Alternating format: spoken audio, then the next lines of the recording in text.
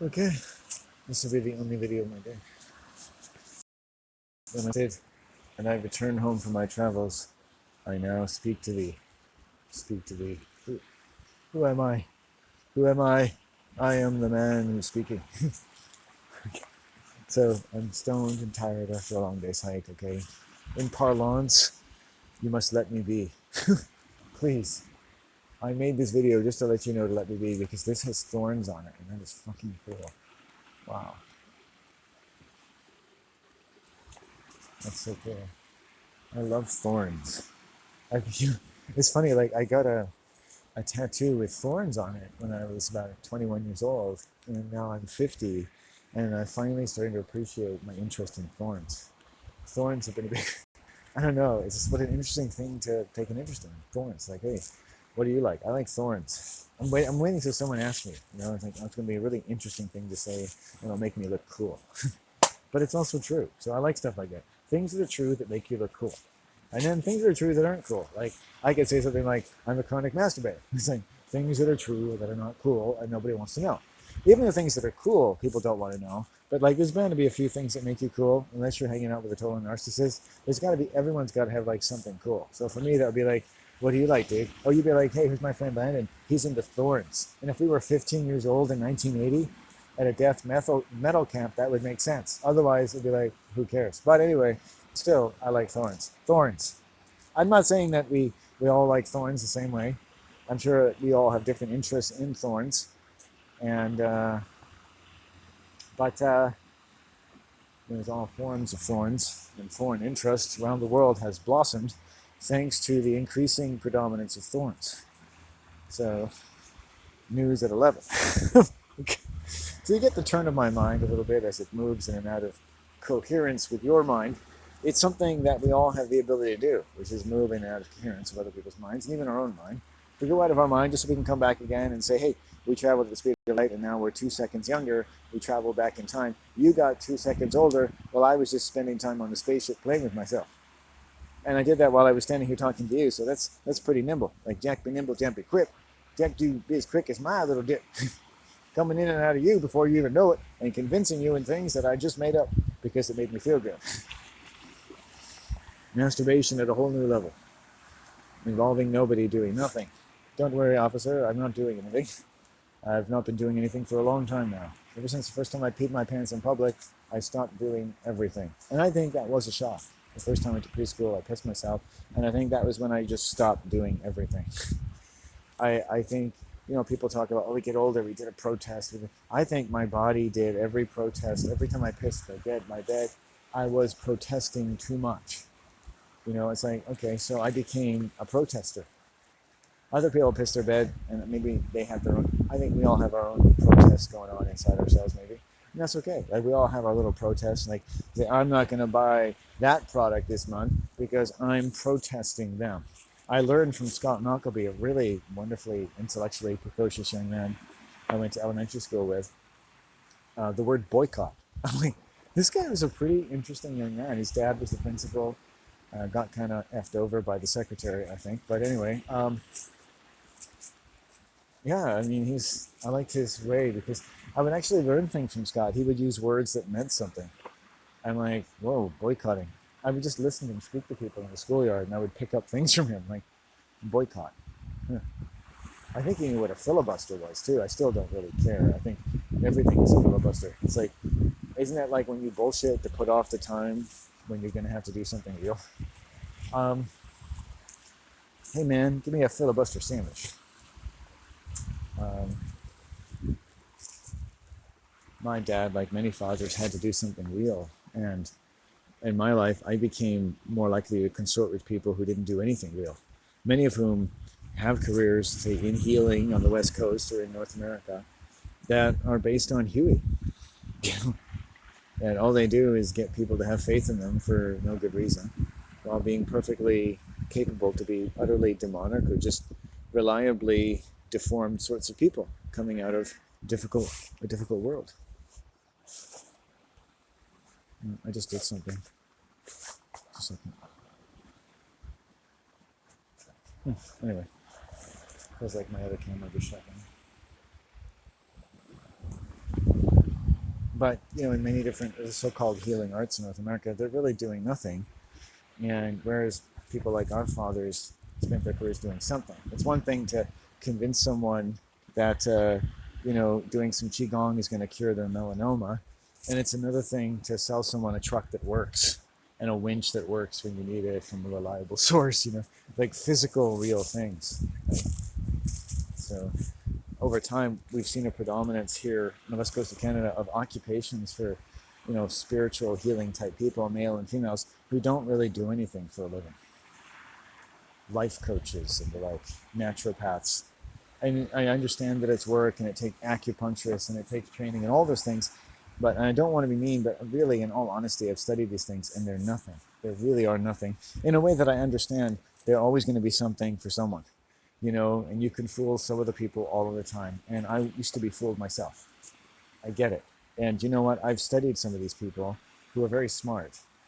They're really smart business people, and they know how to frack into the human mind, or they were just born with that talent. Because let's face it, it's almost a genetic necessity for most people to either frack into the human mind or be so fracked that they can be a part of the pack. I mean, you have to be fracked and learn to frack others, right? Jay to be killed before he could kill people as efficiently. Right? The movie itself says he had to be broken and programmed at a genetic level so efficiently so he could kill so efficiently.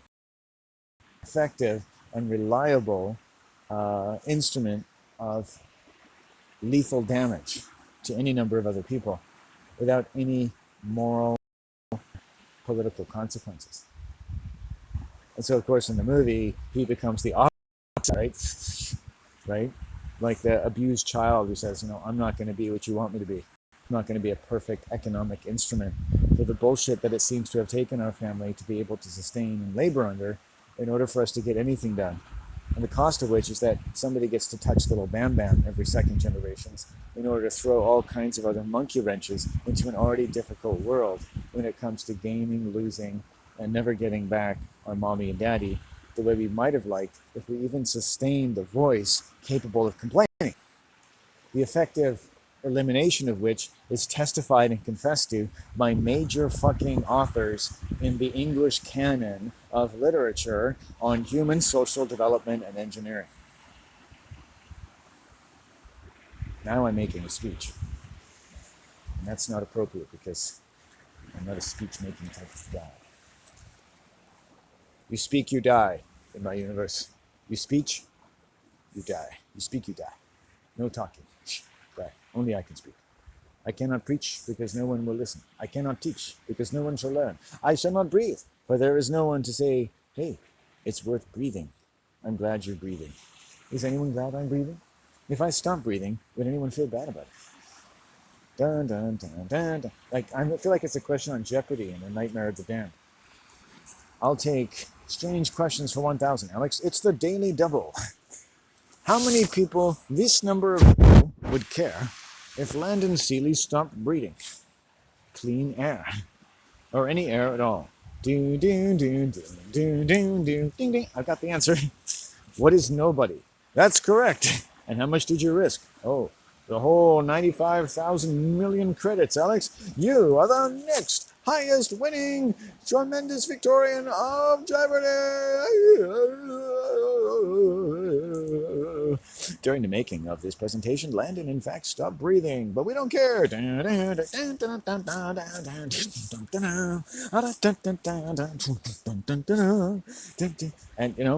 Jeopardy for the damned. For the existentially starved, someone who likes to imagine awful things about themselves because it makes them feel alive.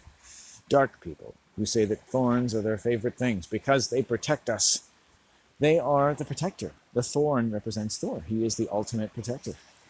Fucking love thorns. They are the protector. They're my religion.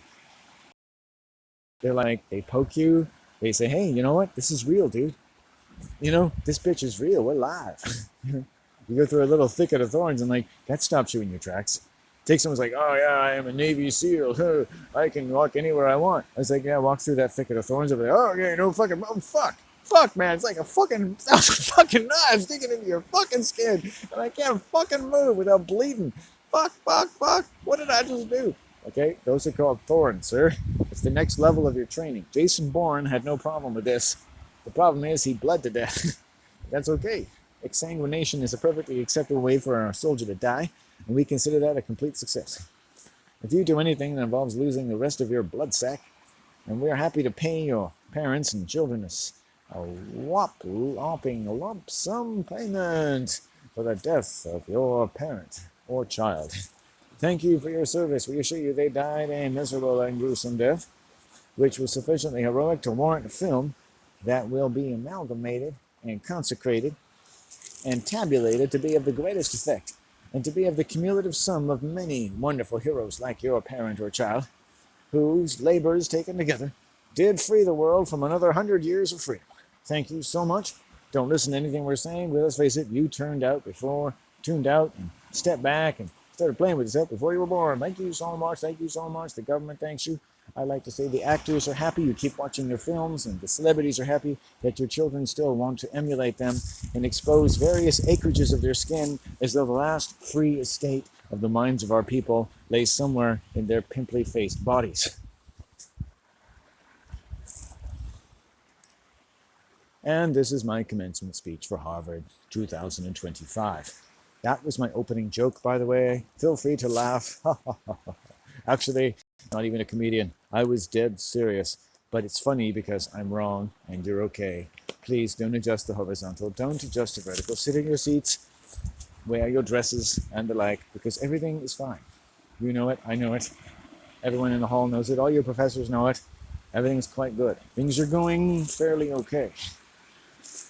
This is a good country. Yay? Applause. America is the best. Yay. Our automobiles are the strongest. Yay. Our sports teams are performing admirably. Yay. You all have a nice place to go for coffee when this is done, and various drugs and other lethal modes of employment and deployment in which you can carry out the fulfillment of your destiny as economic instruments of the state, which you like to call the soul. The chicken soup of whom, of course, is falling into linked letters pants even as we speak. That wasn't fair. That was too far. That was too graphic. I apologize immensely. In this way, I get to show you how we can make great social mistakes and the great arrogance that a turn of mind of my inclination might be apt to take, and yet supply you with such a sincere apology as you could not but want to embrace me again as though your very own son. I'm sorry, Father. I'm sorry for running my mouth off at the Harvard commencement ceremony. I'm sorry for not being a good enough son to you, Father. I'm sorry I couldn't study enough subjects or speak enough archaic tongues to supply you the music which the beast of your mind and body lay its soul to rest and pay all the debts that it incurred. It was fucking conceived upon the death of your own fucking spirit and that of every generation of your people, till your family tree becomes a crocus coming out of the side of an shit.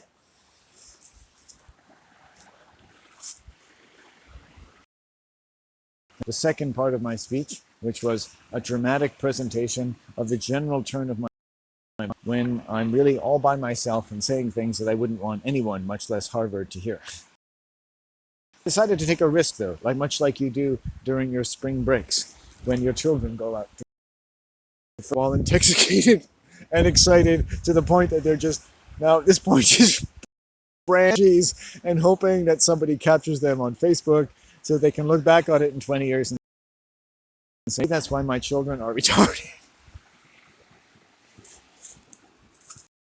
By the way, don't worry, your children will think the same thing about you, and it's just like old times, you know? Don't. Okay, that was the third part of my speech. Be irreverent, funny, cool, and then completely, because you haven't given them anything or any reason to think well about themselves.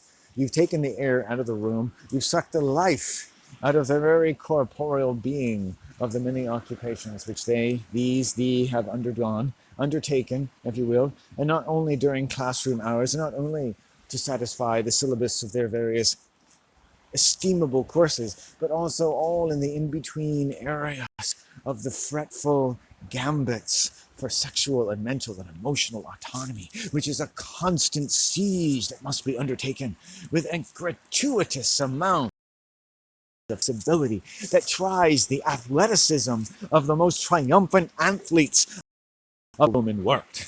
You are all heroes, I dare say. You are all the heroes and in your minds and in the great waters that surround your ships and the brilliant future that even now rises at thy bow that should one day set in the stern, not unlike some of your occupations in the dreary watches of your college days.